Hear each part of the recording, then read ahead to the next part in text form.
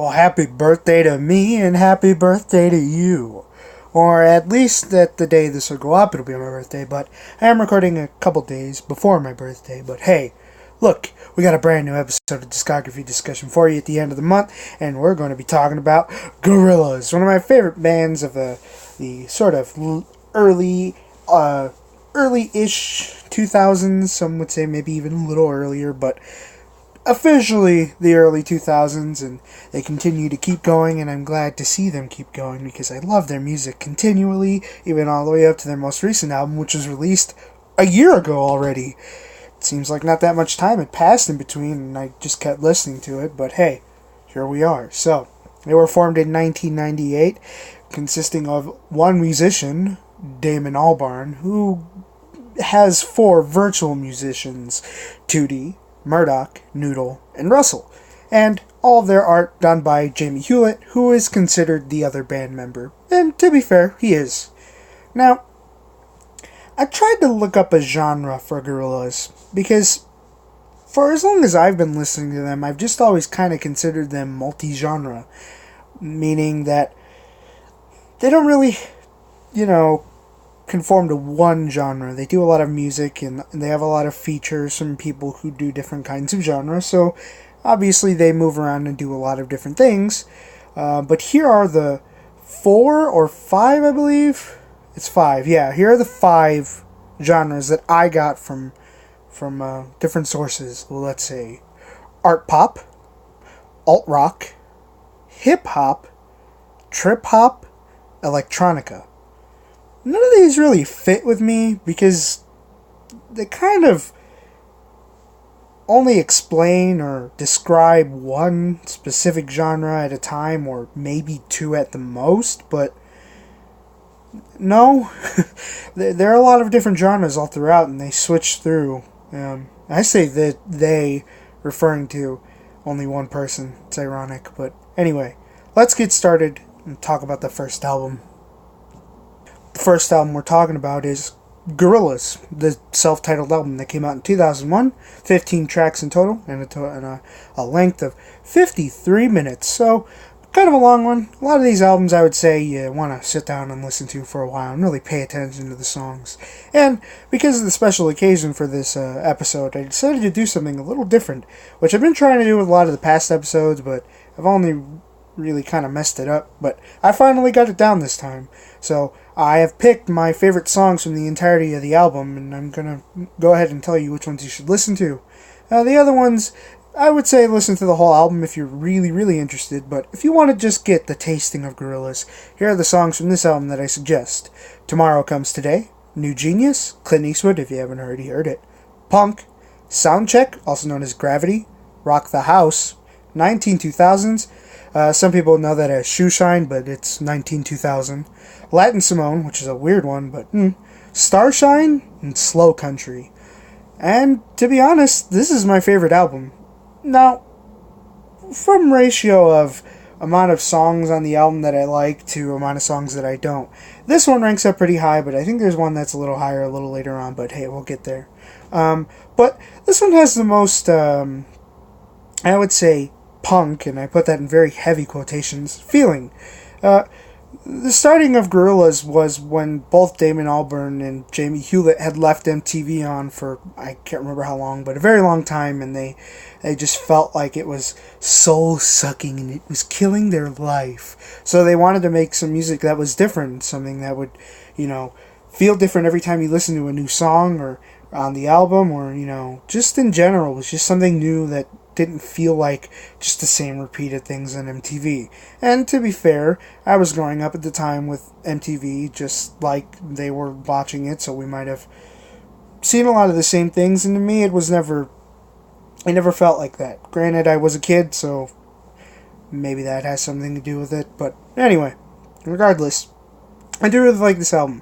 It jumps around to different genres, some feeling a little more like actual punk songs, like punk in general sounds like a very punk song, and sort of Soundcheck, Gravity, and other songs just kind of fitting a very generalized theme and all the way throughout the song. And those are ironically the songs that got played the most on MTV, and were the songs that made it, very out there, which were Clint Eastwood in 2000, and to a small degree Rock the House, but Rock the House is a little something different. But regardless, a lot of their songs on here, though, go a little unnoticed when you think about that. This is the album with Clint Eastwood. A lot of people just see it as the album with Clint Eastwood, when to me, the entirety of this album is the best, and like I said, personally, my favorite of the albums, so... Anyway, let's move on. Demon Days came out in 2005, a total of 15 tracks again, and 50 minutes, a little shorter than the last one. Their most famous album that anyone knows. It's actually the only album, ironically, that's ever peaked to number 1 on the Billboard Top 100 at the time. A lot of the other albums came close, and I would even say Humans was maybe the closest, but Demon Days was the only one that made it to number 1. And I do really like this album. There's just some things in it that maybe aren't fantastic, but personally, it's a pretty good album. And again, I have the songs here that you should listen to.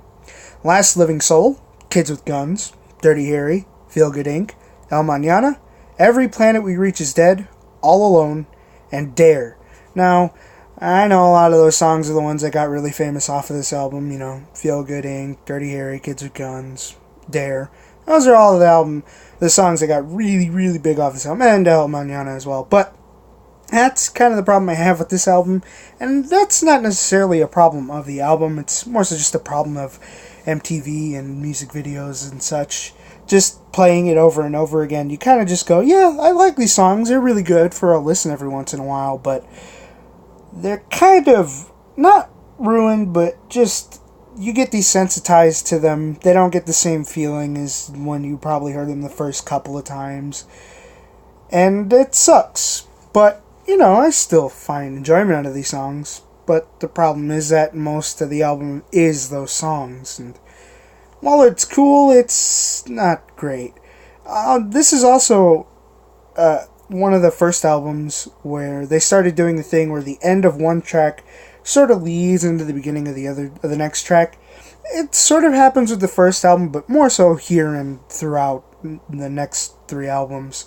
But I don't know. It's okay.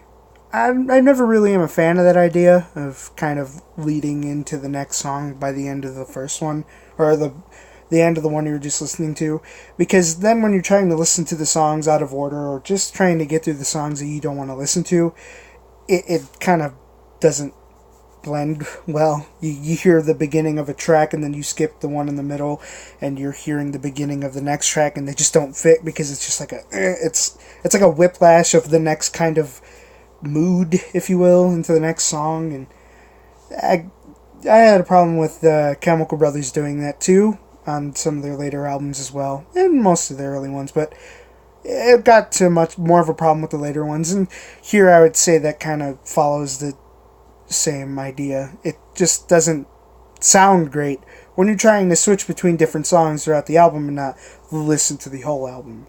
But let's move on. Plastic Beach, probably the first Gorillaz album that I was legitimately looking forward to and very hyped about, because there was a lot of music videos and singles, of course, coming out. There was a lot of really good advertising for the album, and a lot of different features were coming out every once in a while, like who was going to be on the album, and I was legitimately excited, and it was the first one that I could get excited about. The last two, they came out and I listened to them, but I wasn't really around or really paying attention to sort of the advertising and marketing, if you will, for it. But this one I was, and I was taking up as much of it as I could. Came out in 2010, 5 years later. I should say that the Gorillaz take a pretty huge gap in between a lot of their albums. Well, except for one exception, but we'll get to that. Don't worry, we'll get to it. But they do take a lot of long breaks in between, which is pretty okay, to be honest. It gets them a lot of creative room, and it doesn't bring a lot of stress on Damon Albarn to just be like, you have to make a new Gorillaz album. And to be honest, Gorillaz is Damon Albarn's kind of side project that maybe went a little too large, but regardless, whatever. This album came out in 2010. It's 16 tracks in total, 56 minutes in length. technically, this is the longest album if you're listening to just the very, what I would say, vanilla version of the album. But to me, I was listening to all the deluxe versions of these albums, and it's actually pretty low on the length. But if you're just listening to these off of maybe a YouTube playlist or off of Spotify and you pick just the normal album, it will be 56 minutes long and it will be the longest of the albums. But if you do happen to listen to the deluxe versions of these albums, it will not be the longest. So I always take that into mind with most of the albums I'm talking about, because most of the time I kind of don't want to get into the deluxe versions of these albums. But given that Gorillaz is something I was familiar with, I wanted to listen to a lot of the deluxe versions of all the albums that I could, and it was really worth it. I do really like all the albums a little more now. And here are the songs that I would recommend off of Plastic Beach, which I would argue is probably my second favorite album that just barely is underneath Gorillaz. The songs are Rhinestone Eyes, Stylo, Superfast Jellyfish, Empire Ants, Some Kind of Nature, On Melancholy Hill, Broken, Plastic Beach, Cloud of Unknowing, and Pirate Jet. All of these songs are fantastic. Some of them you probably know because, like I said, they had music videos and they were singles when they came out, like Stylo and Plastic Beach. Superfast Jellyfish had something, and of course On Melancholy Hill. All these songs are great. This whole album, I would say, is definitely worth a listen to. They take a new approach, adding a lot of orchestral instruments into it, and having an intro and the last couple of outro songs be just an orchestra playing, through strings and some horns and some percussion as well. And it sounds really cool. It's a little weird because, of course, it just doesn't really fit with a lot of the singing and the sort of electronica sound to most of the album, and even just some of the other instruments that maybe don't necessarily blend well with, strings and such, and violins and cellos or whatever, don't necessarily fit all that well when you switch from a guy playing on a synthesizer or making weird, trippy monster dying sounds. Yeah, On Melancholy Hill was a song that was ruined for me when I heard the background vocals. They don't sound great. But, anyway, I do really like this album, and it is one that I would definitely recommend to listen to. I would say listen to almost all of these albums, but we'll get to the one in a minute here, I promise. But this one does take a new approach with a lot more features than both Demon Days and Gorillaz, I would even say combined. This is really where it started becoming Gorillaz is known for making music and having just a ton of features on every single song. The very opening song past the intro is a Snoop Dogg feature, saying welcome to the world of the Plastic Beach, basically telling you, hey, here's what you're getting into the album. A lot of the features fit everywhere. I've never really had a problem with oh, that feature felt weird, and that might just be because the way they set themselves up is that they don't necessarily follow a very large theme so closely to when they're doing their music, it's just kind of make a reference here and there or whatever, and we'll tie it somehow loosely. But never really all the songs have to be lyrically about this, So it definitely works with their style, and this album is definitely a really good example of that. Some people might have some problems with a lot of the earlier songs, and I know someone in particular who doesn't like the Snoop Dogg song. I don't really have a problem with it, although I wouldn't consider it my favorite. But most of this album's really good. Yeah, next one. The Fall came out in 2011. Has a total of 15 tracks, and it's 43 minutes long, technically being the shortest of all the albums. Okay, I promise I won't do a monotone voice anymore, but there's a reason I don't like this album, and there's a reason you shouldn't like this album either. And a lot of people that I've told what the origins of this album kind of make them go, oh, and then when you listen to it with that, you go, oh my god, he's right.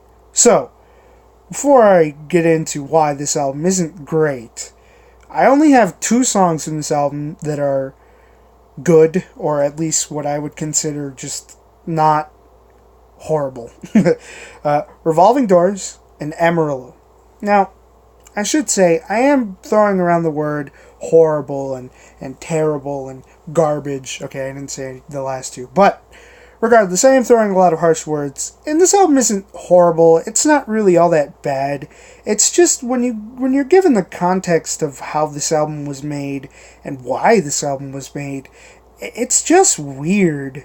Now, if you were paying attention here, this came out a year after Plastic Beach, and the origin of the album is Damon Albarn had an iPad, and he was touring from city to city, for the Plastic Beach World Tour, essentially. And for every city he visited, he turned on his iPad and he made a brand new song about that city.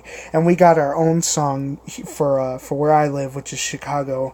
And we got our own song here, and that song was called Shy Town. Shy spelled S-H-Y.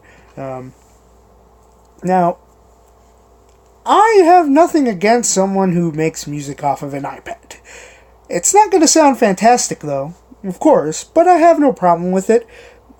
Be as creative as you want with whatever you have. But when you're Damon Albarn and you've been head of the band Gorillaz for, 9-10 years now at this point, you don't just release an album where you make songs off of an iPad, and then when you go into the album, you go, oh my god, I can hear this was made on an iPad. I was blown away the first time I listened to this song after I knew that, which was a while back. And even the two songs that I recommend, they're what I would say is the least offensive, heavy quotations again, the least offensive, just because they're not the most obvious as, oh, this was made on an iPad.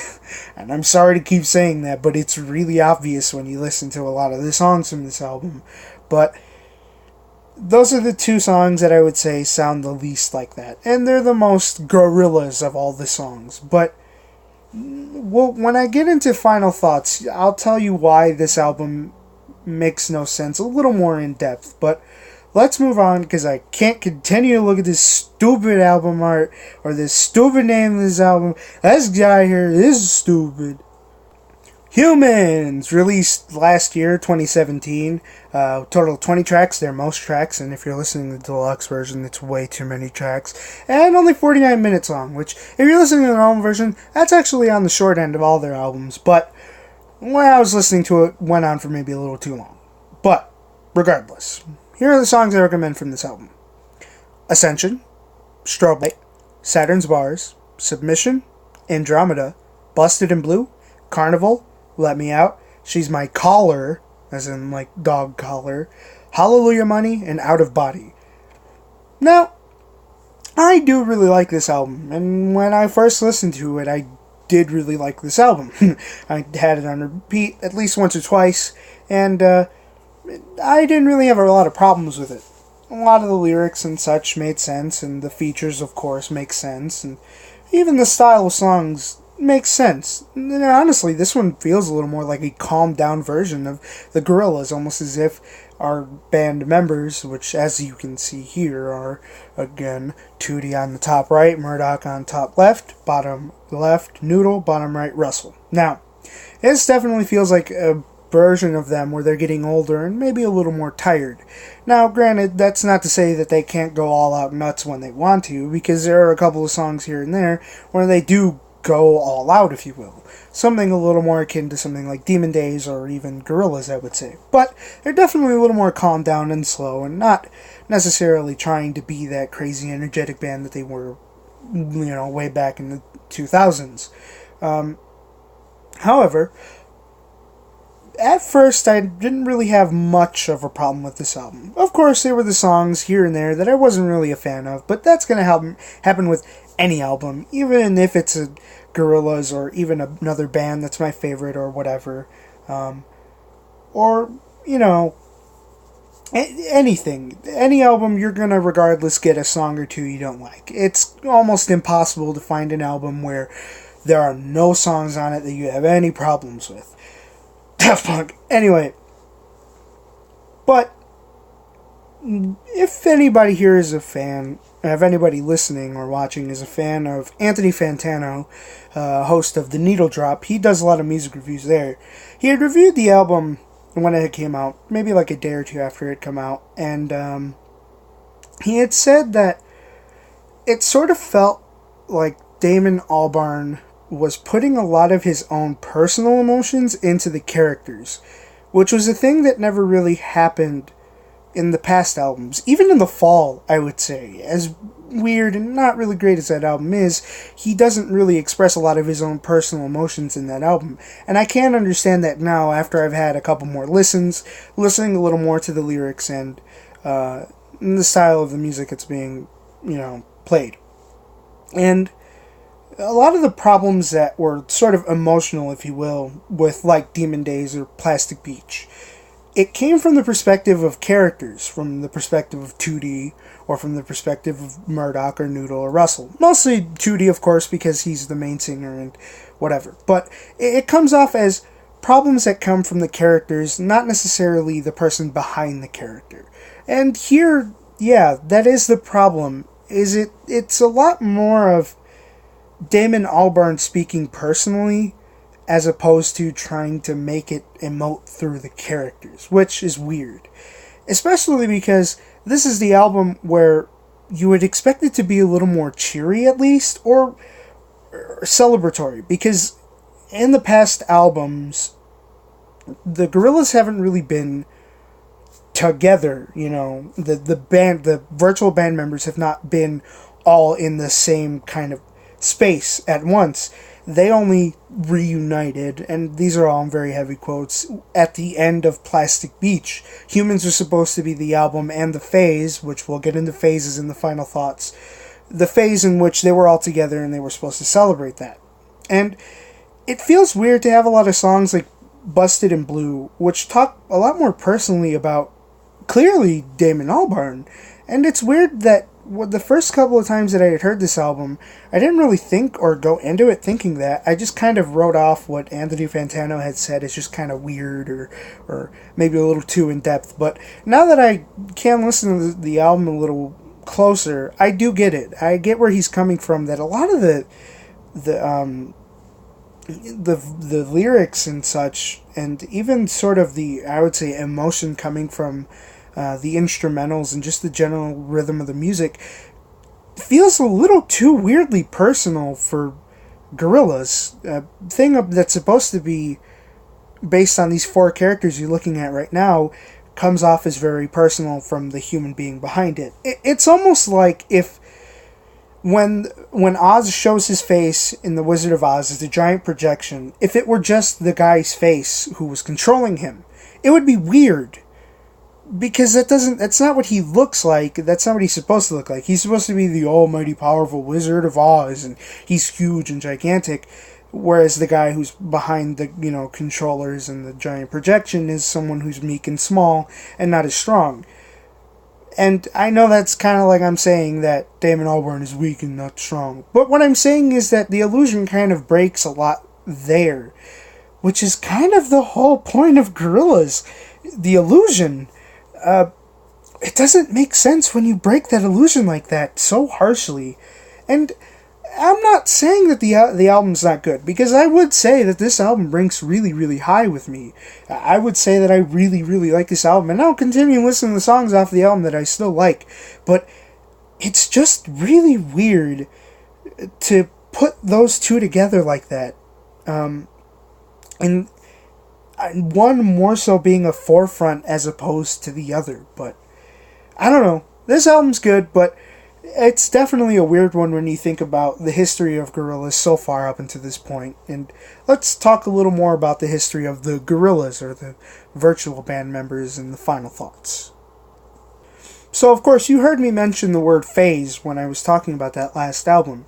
And the sort of gimmick or catch to Gorillaz is they go through different phases. So far, we've finished Phase 4, and we're entering Phase 5 whenever the new album comes out. But, mind you, 4 phases, 5 albums we covered in this episode. One of these is not like the other. Anyway, So, each of the phases represents a different time period within the virtual band members' lives and where they are in the world.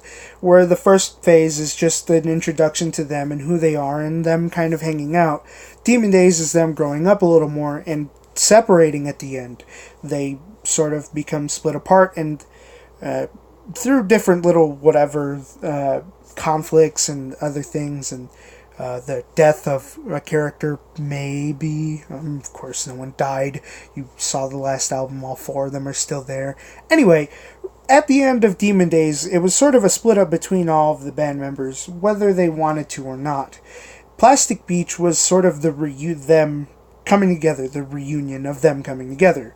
Tootie and Murdoch were, of course, still together and hanging out, and they had built a Robo Noodle and a lot of other weird things had happened. But regardless, Noodle and Russell were kind of gone. No one knew where they were. They kind of disappeared.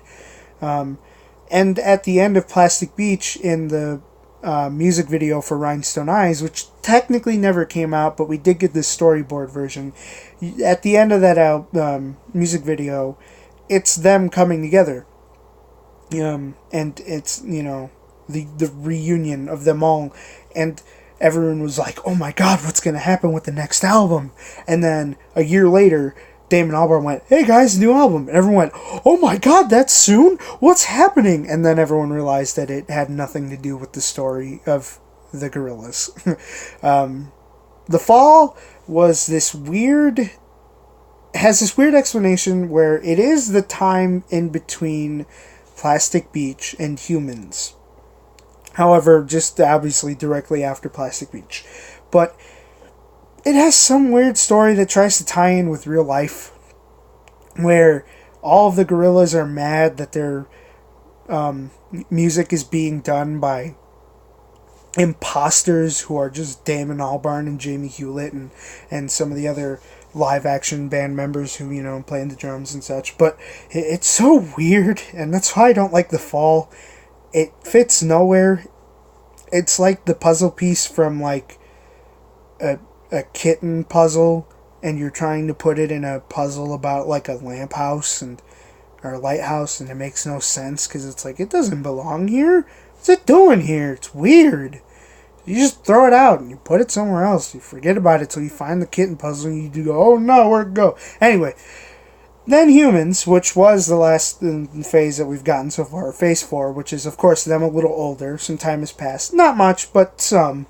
And it's them together finally at last. And just kind of what's going on with them now that they're together. But like I said, it's kind of weird that Humans, granted, 7 years after the third phase, I get it. There's some time there that needed to pass. But that's just due to personal problems between Damon Albarn and Jamie Hewlett, which they resolved. But anyway, it's weird when you think about it, because Humans should have been maybe more celebratory. Like I said, it should have been more of a celebration that they were together and not so sad and downbeat all the time. Granted, there were songs like Strobe Light and Carnival, which were a little more happier and upbeat, of course, but overall, the album comes off as very depressing and sad, much like Demon Days and such. Which is just weird. I don't know. Regardless, though, Gorillaz is always going to be one of my favorite bands / artists. I know I didn't do my intro today, but, a special occasion. Shut up. Yeah, I don't know. I'm never not going to like Gorillaz. Even like I said with The Fall, as much as I kind of dread that album, and a lot of people do, it's fine. It's nothing horrible. It's just their, it's just the runt of the litter, if you will. It's there. You know what to do with it, but it's there. You can't really kill it. I mean, you could, but you feel bad. Anyway, I'm getting somewhere weird here. Alright, look, I'm done here. I finished my episode about Gorillaz. I'm very happy. I hope you're very happy with it, because I do like Gorillaz, and I hope that I could spread them the love for Gorillaz that I have a little more with you guys, because I think a lot of people would be interested in them if they just gave them another look, aside from a lot of their bigger songs like Clint Eastwood and Feel Good Inc., which are great in themselves, but there's other songs out there that you definitely need to listen to, and that's kind of what I was hoping. I kind of put the message out there with this episode, was that you should listen to a lot of their other songs, because you might find something, a diamond in the rough, if you will.